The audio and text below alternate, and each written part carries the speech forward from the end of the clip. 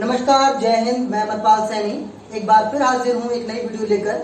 और आज की इस वीडियो में हम कक्षा 12वीं का इतिहास पढ़ रहे हैं। और ये वीडियो कक्षा 12वीं के इतिहास की जो पहली पुस्तक है उसमें पाठ 2 अध्याय 2 की ये वीडियो है, राजा, किसान और नगर। राजा, किसान और नगर वाले अध्याय से अब से पहले 4 भाग 4 पाठ अपलोड कर दिए गए हैं, जिनकी वीडियो का लिंक आपको इस वीडियो के डिस्क्रिप्शन में मिलेगा। आपको सुझाव यही है कि आप इस वीडियो को देखने से पहले उन 4 भाग को जरूर देखें, जिससे कि आप इस पूरे अध्याय, इस पूरे चैप्टर को अच्छी तरह समझ पाएंगे। तो शुरू करते हैं हमारी आज की वीडियो। आज की इस वीडियो में हम जो बात कर रहे हैं वो है अभिलेखों का अध्ययन और सीमाएं। अभी तक हमने पूरे अध्याय में बहुत सारी चीजों पर चर्चा की, बहुत सारी चीजों की बात की। हमने शुरुआत की मगध के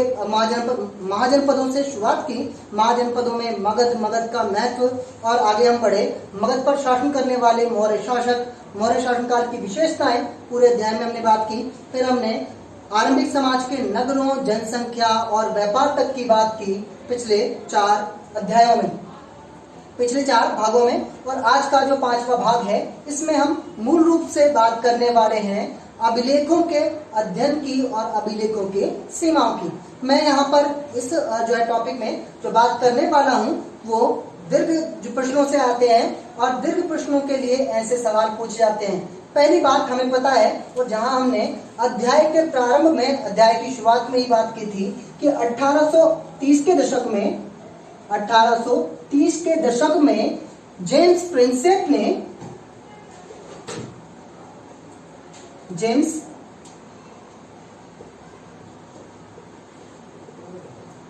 हमने अध्याय का प्रारंभ इसी बात से किया था। प्रिंसेप और प्रियदर्शी यानी कि जेम्स प्रिंसेप जो कि ईस्ट इंडिया कंपनी के एक अधिकारी थे और इतिहासकार थे, उन्होंने 1830 के दशक में मौर्य काल की यानी आरंभिक समाज की सबसे प्रमुख भाषाएं ब्राह्मी और खरोष्ठी,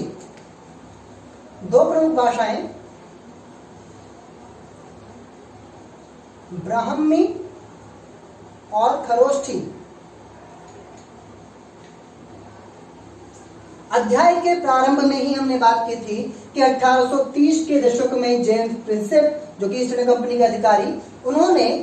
अभिलेखों में पाई गई भाषा, भारतीय इतिहास के आरंभिक काल में अधिकांशतः पांडुलिपियों, अभिलेखों और सिक्कों में पाई गई भाषा ब्राह्मी और लिपि भाषा का अर्थ ढूंढ निकाला, जिसे भारतीय इतिहास में एक बड़ी उपलब्धि के तौर पर देखा गया। ये बात हमने अध्याय के प्रारंभ में कर ली थी और अब हमें जान लेना ये बहुत जरूरी है। और कई बार परीक्षाओं में प्रश्न पूछे जाते हैं कि ब्राह्मी भाषा का, ब्राह्मी लिपि का जेम्स प्रिंसेप ने अर्थ कैसे ढूंढ निकाला और खरोष्ठी लिपि का, खरोष्ठी भाषा का अर्थ कैसे ढूंढ निकाला। वहां हमारे पास सिर्फ ये बात थी कि अर्थ ढूंढ निकाला, उन भाषाओं को पढ़ा जाना संभव हो पाया जेम्स प्रिंसेप की सहायता से। लेकिन ये कैसे हुआ, इसके बारे में प्रश्न जो हैं वो बड़े सवाल आते हैं परीक्षाओं में और जो दीर्घ प्रश्न आते हैं। तो यहाँ हम शुरुआत एक एक की बात करेंगे, ब्राह्मी लिपि की अलग बात करेंगे और खरोष्ठी लिपि की अलग बात करने वाले हैं। तो देखिए, हम पहले बात करते हैं ब्राह्मी लिपि की कि जेम्स प्रिंसेप द्वारा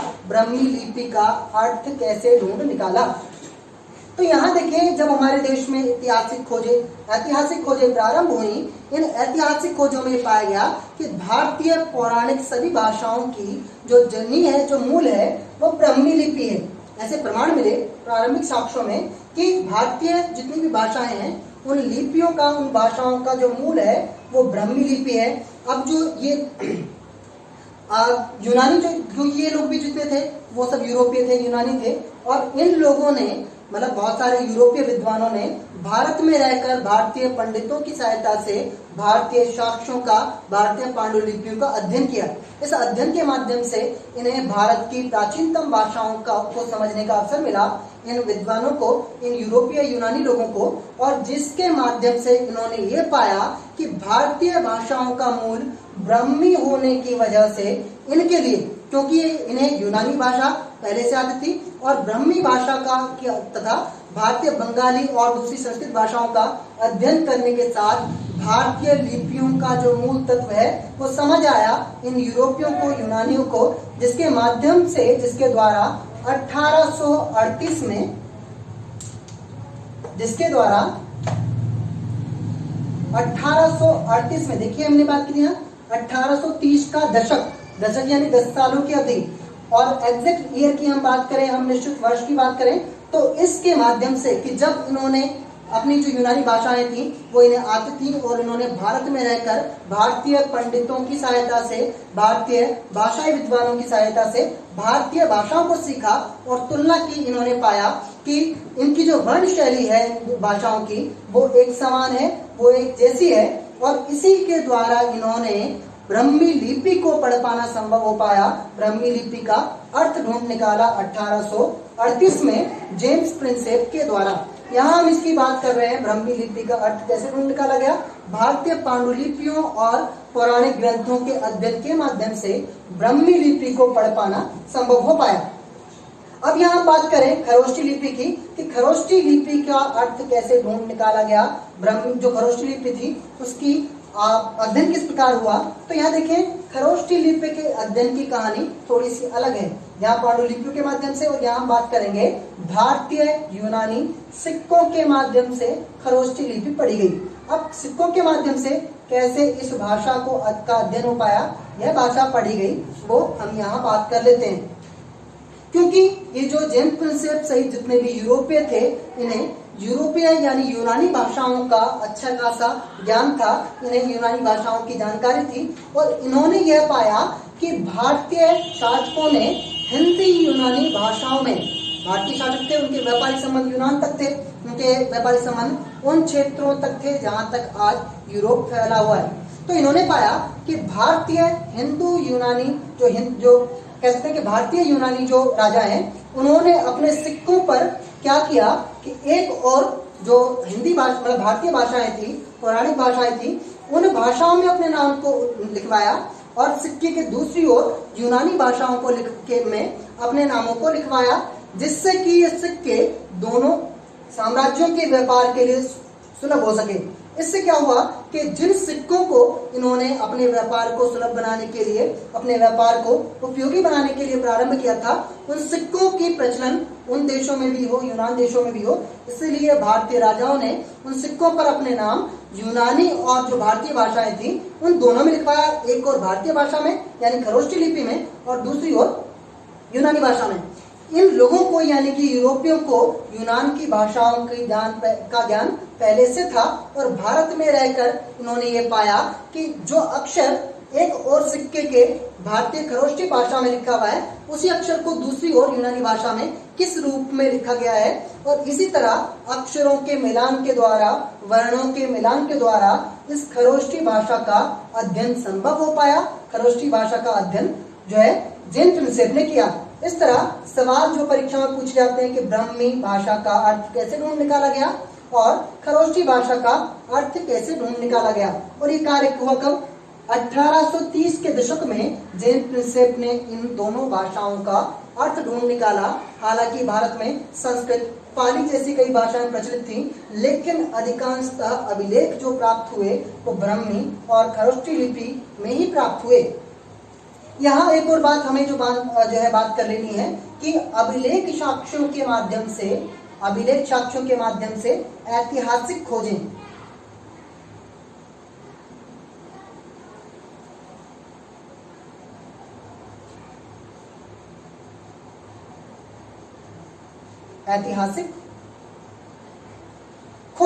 तो देखिए इन अभिलेखों के माध्यम से ऐतिहासिक खोजों में बहुत ज्यादा सहायता प्राप्त हुई, बहुत ज्यादा इनका योगदान रहा ऐतिहासिक खोजों में इन अभिलेखों का, कि जो मूलतः मौर्य काल से बहुत ज्यादा अधिक मात्रा में जो हमें अभिलेख प्राप्त होते हैं वो मौर्य काल से प्राप्त होते हैं, और मौर्य काल में भी सम्राट अशोक का शासनकाल जहां से हमें अधिकांशतः अभिलेख प्राप्त होते हैं। इन अभिलेखों की हम बात करें तो ये अभिलेख इतिहास की गणना करने में, इतिहास की रचना करने में बहुत ज्यादा महत्वपूर्ण है, बहुत ज्यादा उपयोगी है, क्योंकि आमतौर पर इन अभिलेखों में शासकों द्वारा, राजाओं द्वारा अपनी प्रजा के लिए और अधिकारी वर्ग के लोगों के लिए बहुत सारे संदेश, आदेश और उपदेश लिखवाए। साथ ही साथ बहुत सारी जानकारियां देने वाले जो आंकड़े हैं वो भी हमें इन्हीं अभिलेखों से प्राप्त होते हैं, और जिनमें हमने पीछे ही चर्चा की थी दानात्मक जो है अभिलेखों की, जिनमें राजाओं द्वारा दिए गए दान का उल्लेख मिलता है, जिनमें राजाओं द्वारा दान में दी गई जो जमीनें थी या जो चीजें थी उनका भी कई बार हमें अभिलेखों के माध्यम से वर्णन मिलता है। तो ऐतिहासिक खोजों में एक और जहां इन अभिलेखों का बहुत अधिक महत्व है, वहीं दूसरी ओर हमें यह भी ध्यान रखना होगा कि ये अभिलेख कहीं ना कहीं सीमित जानकारी देने वाले स्रोत माने जाते हैं। सीमित जानकारियां किस तरह से? क्योंकि अभिलेख जो थे वो शासकों के आदेश पर लिखे गए थे, और इन अभिलेखों में शासकों की उपेक्षा करके या शासकों की बिना मर्जी के या शासकों को नापसंद आने वाली चीजों को लिखाए जाने का कोई मतलब ही नहीं था। इसीलिए इन अभिलेखों से हमें संपूर्ण जानकारी प्राप्त होती हो, इन अभिलेखों से हमें पूरी जानकारी प्राप्त होती हो, ऐसा कह पाना संभव नहीं है। एक और हमने बात कर ली कि ब्राह्मी और खरोष्ठी लिपि का अर्थ कैसे ढूंढ निकाला गया, और वहीं हमने बात कर ली कि ऐतिहासिक खोजों में इन अभिलेखों का क्या महत्व है, क्या योगदान है। साथ ही अब हमें जो महत्वपूर्ण तौर पर बात करनी है वो ये है कि अभिलेख साक्ष्यों की सीमाएं। मैंने कहा था यहाँ पर अभिलेखों का अध्ययन और सीमाएं। अध्ययन की हमने बात कर ली, अब हम जो बात करने वाले हैं इन अभिलेख साक्ष्यों की सीमाएं, हदें, यानी कि ये जो अभिलेख साक्ष्य हैं उनके लिमिट्स क्या हैं, उनकी लिमिटेशंस क्या हैं, उनकी हमें यहाँ बात कर लेनी है। तो देखिए, हालांकि यहाँ में साक्ष्यों के साथ साथ कई बार जो परीक्षाओं में प्रश्न आया कि मौर्य काल की या आरंभिक समाज की जानकारी देने वाले स्रोतों की सीमाओं का वर्णन कीजिए या फिर आलोचनात्मक विवरण प्रस्तुत कीजिए। देखिए, यहाँ पहले मैं सिर्फ बात करूं अगर अभिलेखों की, अभिलेखों के साथ साथ मैं उस बड़े प्रश्न को भी ले रहा हूं कि जो ये कहता है, जो ये पूछता है कि ऐतिहासिक साक्ष्य जिन्होंने जानकारियां दी है मौर्य काल के बारे में, आरंभिक समाज के बारे में, इन साक्ष्यों की सीमाएं क्या हैं, इन साक्ष्यों की हदें क्या हैं। तो मैं एक बार आपको फिर उसका अभ्यास कराना चाहता हूँ, एक बार उसकी पुनरावृत्ति कराना चाहता हूँ कि जिनकी चर्चा हमने पहले अपने भाग 2 में कर ली थी, जहां हमारा प्रश्न था कि मौर्य काल की जानकारी देने वाले साक्ष्य कौन से हैं। आपको याद हो तो वहां हमने उन साक्ष्यों में जो बात की थी वो कौन कौन सी चीजें थी, जहां हमने उन साक्ष्यों की बात की थी? कौटिल्य का अर्थशास्त्र,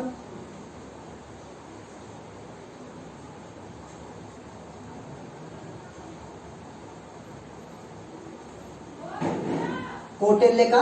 अर्थशास्त्र। दूसरा आपको याद हो मेगास्थनीज की इंडिका,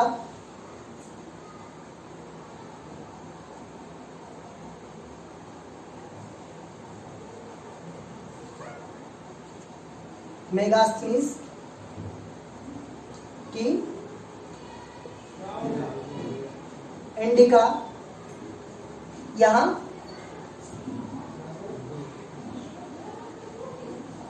अभिलेख जिनकी हम विस्तृत तौर पर यहाँ जिसका संदर्भ लेकर हम बात कर रहे हैं, और सिक्के,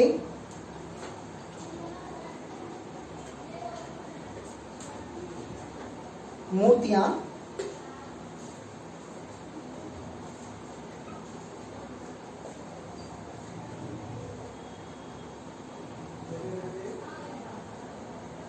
पांडुलिपियां आदि। तो देखिए, वहां हमने बात की थी कि मौर्य साम्राज्य की जानकारी देने वाले स्रोतों की स्रोत कौन कौन से हैं, उनका हमने विस्तार से उन सभी के बारे में बात की थी। ये वही हैं जो कि मौर्य काल की जानकारी देने वाले स्रोत हैं। यहाँ मैं आपको एक और बात बता देना चाहता हूँ कि कई जगह कई अध्यायों में आपसे इसी तरह के प्रश्न पूछे जाएंगे कि किसी भी काल, जैसे हड़प्पा सभ्यता की हम जिक्र कर ले, यहाँ पर हड़प्पा सभ्यता में भी आया था कि ऐतिहासिक जो साक्ष्य हैं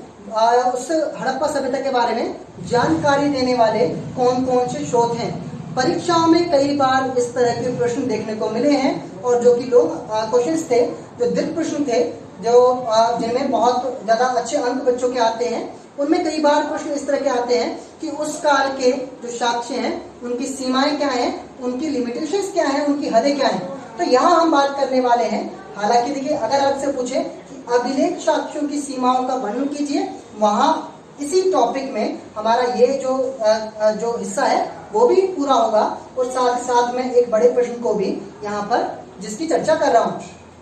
तो देखिए कौटिल्य के अर्थशास्त्र की वहां हमने बात की थी। कौटिल्य का अर्थशास्त्र मौर्य काल के बारे में जानकारी देने वाला एक प्रमुख स्रोत है, क्योंकि कौटिल्य जो कि चाणक्य थे, चंद्रगुप्त मौर्य के दरबार में दरबारी थे, उन्होंने मौर्य साम्राज्य के लिए एक विस्तृत ग्रंथ लिखा जिसका नाम था अर्थशास्त्र, और इसे हम कौटिल्य के अर्थशास्त्र या चाणक्य का अर्थशास्त्र के नाम से जानते हैं, जिसमें मौर्य काल की सभी तरह की प्रशासनिक विधाओं का, प्रशासनिक तंत्रों, प्रशासनिक नीतियों का वर्णन मिलता है। तो एक तरफ जहां बात करें कौटिल्य का अर्थशास्त्र मौर्य काल की जानकारी देने वाला एक प्रमुख स्रोत है, परंतु इस स्रोत की सीमा यह है कि कौटिल्य का अर्थशास्त्र एक व्यक्ति विशेष और जो कि साम्राज्य में एक उच्च पद पर, एक बड़े पद पर नियुक्त था, उस व्यक्ति के विचारों का वर्णन है, उस व्यक्ति की इच्छाओं का वर्णन है। ये सीमा है, ये लिमिट है हमारे कौटिल्य के अर्थशास्त्र की, इसकी हदें हैं इस साक्ष्य की कि कौटिल्य का अर्थशास्त्र हमें केवल ये बता सकता है कि कौटिल्य का दृष्टिकोण, कौटिल्य की मानसिकता क्या थी साम्राज्य को लेकर। विस्तृत जानकारियां हमें कौटिल्य के अर्थशास्त्र से भी प्राप्त नहीं होंगी। दूसरा हम बात कर लें मेगास्थनीज की इंडिका, तो हमने पीछे ही बात की थी कि मेगास्थनीज की इंडिका मौर्य साम्राज्य की जानकारी देने वाला एक प्रमुख स्रोत माना गया, परंतु यहाँ जब हम इसकी सीमाओं की बात कर रहे हैं तो देखिए मेगास्थनीज जो था एक यूनानी राजदूत था, एक विदेशी था, और क्योंकि उसने मौर्य काल में भारत की यात्रा की थी तो उसने अपना विवरण दिया, परंतु इस साक्ष्य की में उसने बहुत सारी विस्तृत जानकारियां प्रस्तुत की हैं। साथ ही इस साक्ष्य की सीमा, इस साक्ष्य का जो हद है वो ये है कि मेगास्थनीज एक विदेशी जो है राजदूत था, यूनानी राजदूत था, और उसके अपने स्वयं अपने निजी विचारों का वर्णन हमें मेगास्थनीज की इंडिका में मिलता है। इसका मतलब मेगास्थनीज की इंडिका एक व्यक्तिगत मानसिकता, एक व्यक्तिगत सोच का प्रमाण है। विस्तृत जानकारियां हमें मेगास्थनीज की इंडिका से भी प्राप्त नहीं हो सकती। फिर हम बात करें अभिलेखों की, तो देखिए हमने बात की कि मौर्य काल और उसके आसपास के जितने साम्राज्य रहे, उसके समकालीन जितने वंश रहे, उनका साम्राज्य रहा, उसके बारे में जानकारियां देने वाला एक सबसे प्रमुख स्रोत अभिलेख है, जिसकी हम ऊपर भी चर्चा कर रहे थे। अभिलेख यानी पत्थरों पर, धातुओं पर या पक्की मिट्टी पर खोद कर या कुरेद कर या खोद कर की गई बातें अभिलेख कहलाई। परंतु इन अभिलेखों की जो सीमाएं हैं, हम उनकी बात करें कि कुछ अभिलेख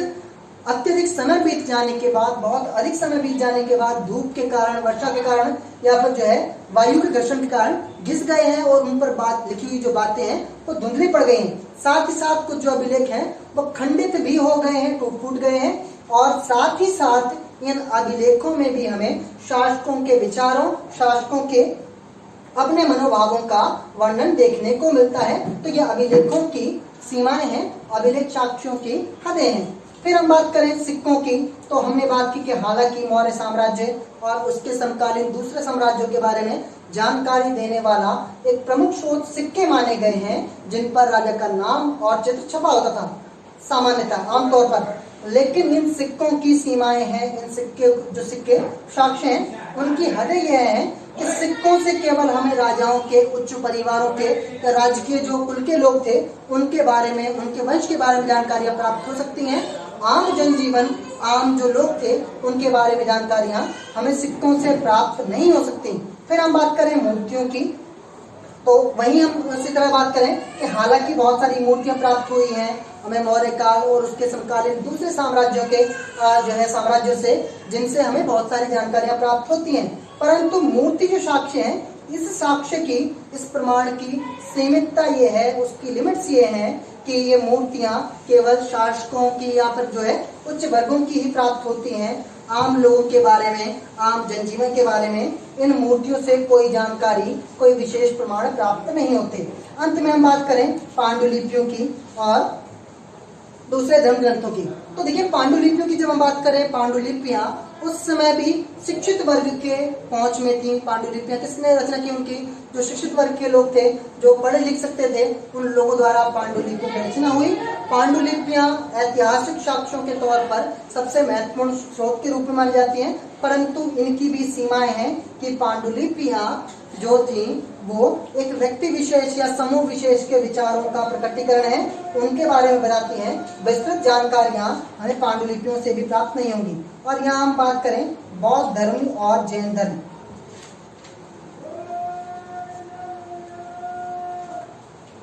और जैन धर्म, तो देखिए बौद्ध धर्म और जैन धर्म भी हमारे पास एक साक्ष्य के तौर पर थे। बौद्ध धर्म जैन धर्म की जो इनके अपने ग्रंथ हैं वो भी हमें बात कर रहे थे हम कि ये भी एक जानकारी देने वाला स्रोत थे, परंतु इनकी भी सीमाएं हैं, इनकी भी हदें हैं कि जैन धर्म और बौद्ध धर्म में भी इनके अपने जो धार्मिक विचार थे, अपनी जो धार्मिक मान्यताएं थी, उनके अनुसार सीमित जानकारियां ही प्राप्त हो सकती हैं। विस्तृत जानकारियों का जो कह सकते हैं कि स्रोत भी जैन धर्म और बौद्ध धर्म जैसे ये धर्म और इनके साक्ष्य नहीं माने जा सकते। और इसीलिए हमारा जो बड़ा टॉपिक था वो ये था कि ऐतिहासिक साक्ष्यों की सीमाओं का वर्णन करें। और यहाँ हमने बात कर ली थी, यहाँ मैंने दोनों बातें कर ली कि मौर्य साम्राज्य की जानकारी देने वाले स्रोत कौन कौन से हैं, और साथ ही मौर्य साम्राज्य की जानकारी देने वाले स्रोतों की सीमाएं क्या हैं, उनकी हदें क्या हैं।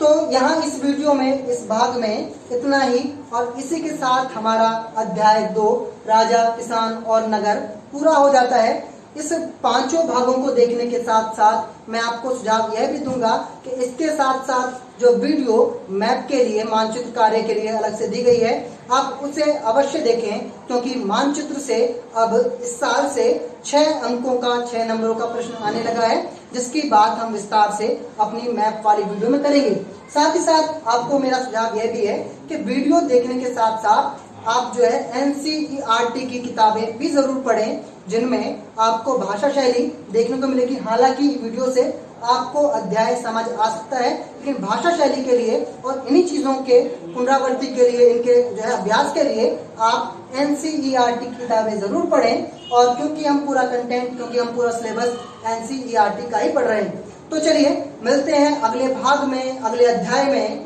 अगली वीडियो तक के लिए जय हिंद, नमस्कार।